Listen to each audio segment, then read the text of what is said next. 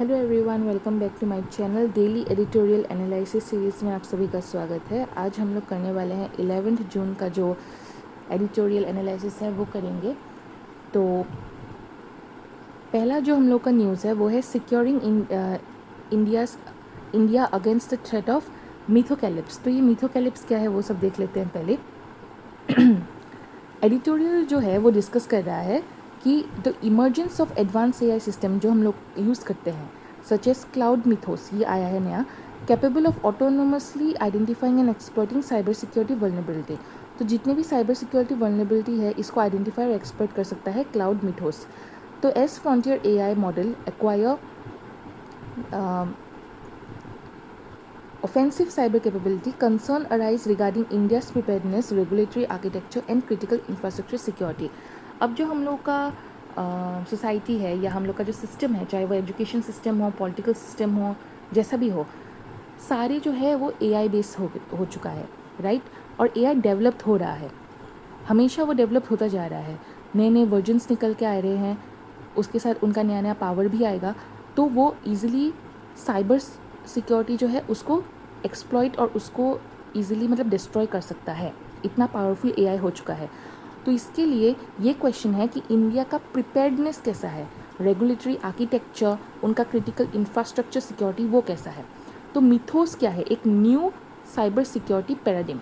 Okay, तो cloud mythos जो है वो reportedly out performs human expert in certain cyber security task. ठीक है, ऑब्वियसली ह्यूमन से वो ज़्यादा पावरफुल है। Unlike conventional AI, it can identify vulnerabilities that human may not even know exist। तो AI easily जो है वो साइबर सिक्योरिटी में कुछ अगर प्रॉब्लम है, वल्नरेबिलिटी है, कुछ अगर एक्सपोज है कुछ चीज़ें, तो वो easily डिटेक्ट कर सकता है।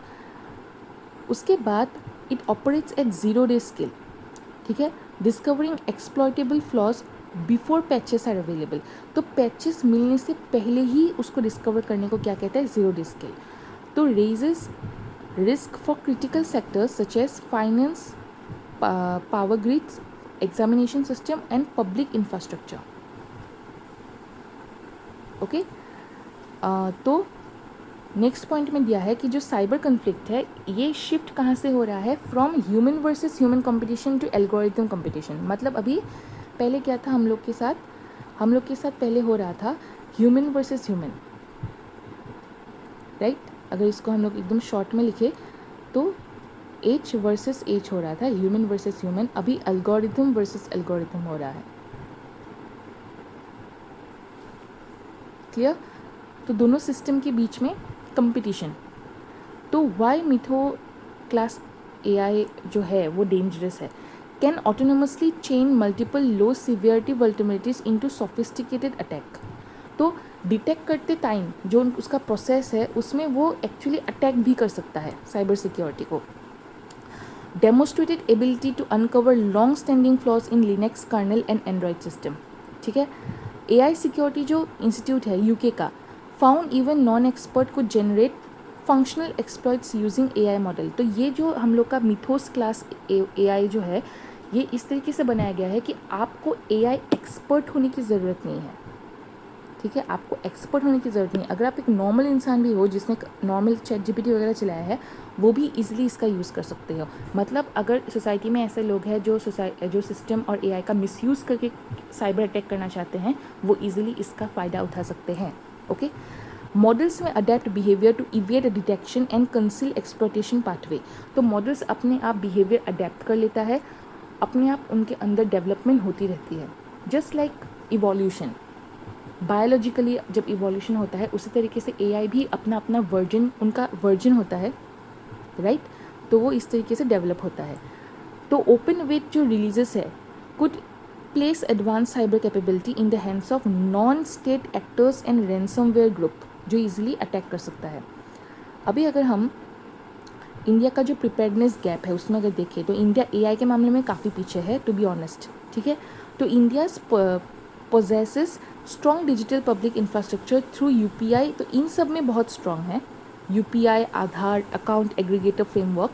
लेकिन लेगेसी सिस्टम अगर देखें in public institution and bank, वो ओपन है, मतलब एक्सपोज है, ईजिली उसमें अटैक किया जा सकता है। तो लेगेसी सिस्टम जो है पब्लिक इंस्टीट्यूशन में और बैंक जो है वो वल्नरेबल है अभी भी।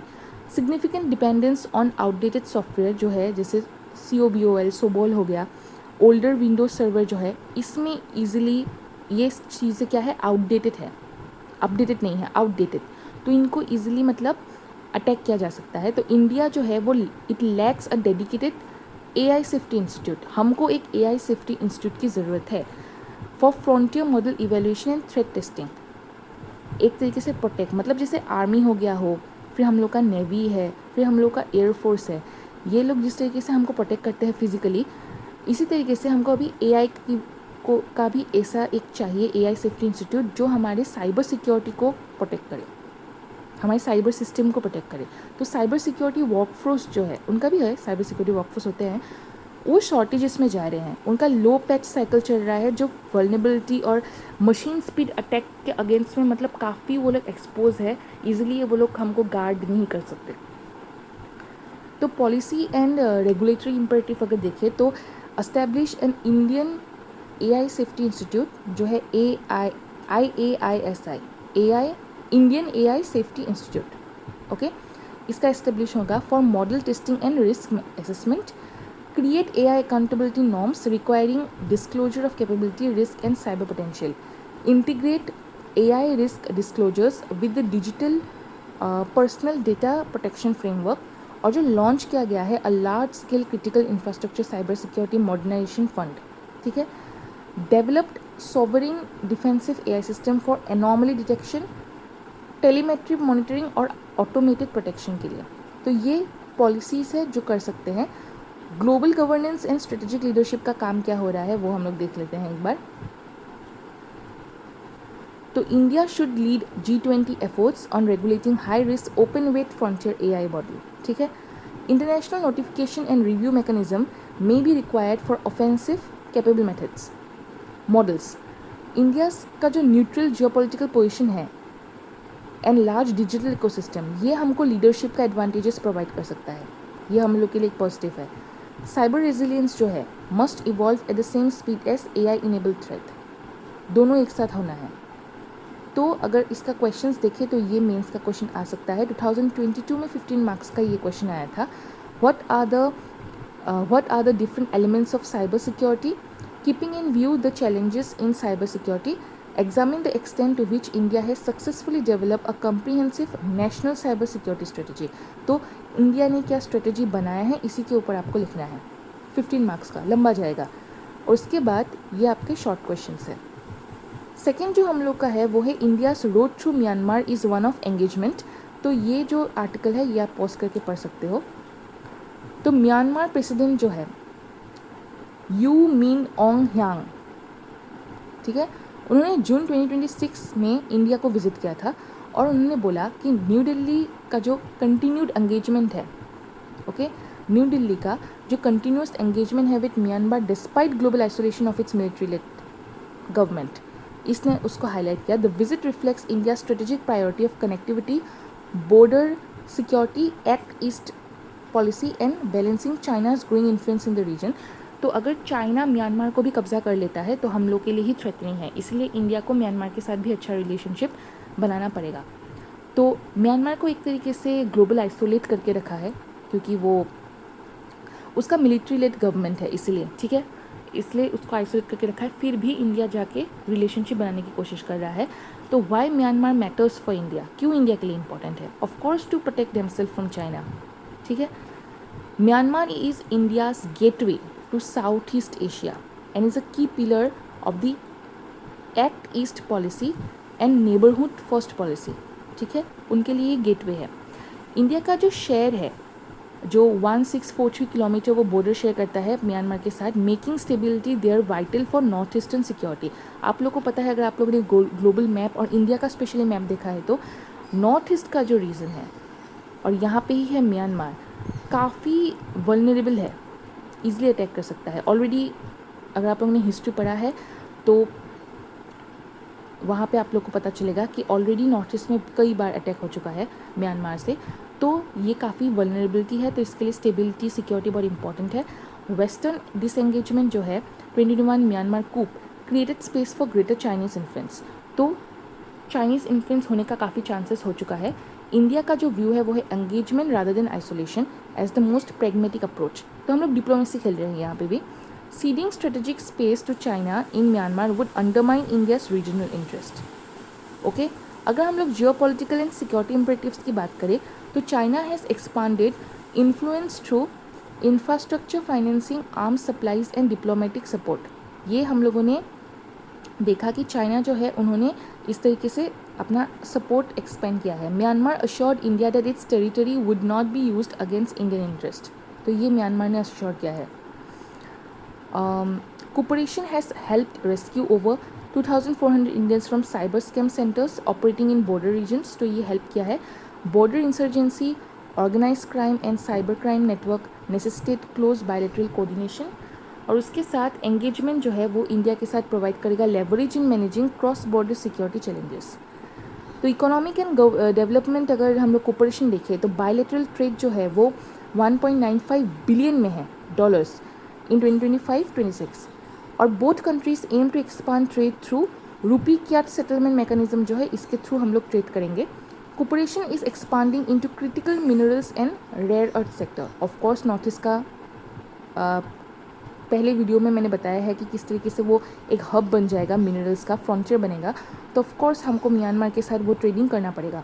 India increase Mekong Ganga scholarship for Myanmar students from 36 to 100 annually. तो ये इंक्रीज कर दिया है। Economic integration is viewed as a tool for long term regional stability. तो ऑफ कोर्स इंडिया को तो अपने प्रोटेक्शन के लिए कुछ करना ही पड़ेगा। तो ये क्या है, स्ट्रेटेजिक मैसेज जो है वो क्या हो रहा है विजिट का। India's reception of Min Aung Hlaing signals acceptance of political realities without endorsing the regime. Engagement जो है is intended to secure connectivity, economic and security interest. और म्यांमार जो है वो डिप्लोमेटिक एंड इकोनॉमिक डाइवर्सिफिकेशन मांग रहा है बियॉन्ड चाइना, मतलब सिर्फ चाइना से ही नहीं, बाकी लोगों से भी चाहिए। The visit reinforces India's preference for pragmatic diplomacy over isolation. तो म्यांमार को आइसोलेट करने से अच्छा है कि अगर हम लोग म्यांमार को इस तरीके से आइसोलेट करके रख दें, इससे अच्छा है कि हम लोग म्यांमार के साथ दोस्ती करें और दोनों स्ट्रांग बन जाए चाइना के अगेंस्ट में। So regional influence increasingly depends on sustained engagement rather than moral posturing. Okay, तो यूनिसेफ और यूनेस्को और जो बाकी हम लोग का UN वगैरह है, सॉरी, इन सब के बातों में, अमेरिका वगैरह के बातों में आके अगर यही करेंगे, मतलब मॉरल दिखाते रहेंगे, तो लाभ नहीं होगा। इस तरफ चाइना अटैक करके लेके जाएगा। तो ऑफकोर्स खुद का भी इंटरेस्ट है, तो इसलिए इंडिया प्लस म्यांमार का ही गुंजाइश है। तो इनसे हमको ये वाला क्वेश्चन मिलता है जो ईज़िली हम लोग जो इंडियाज़ एक्ट ईस्ट पॉलिसी के ऊपर बताया गया है क्वेश्चन, तो इससे आप इजीली आंसर दे सकते हो। एंड ये छोटे छोटे 3 क्वेश्चन हैं जिसका आपको आंसर देना है। तो thank you so much for the today's session.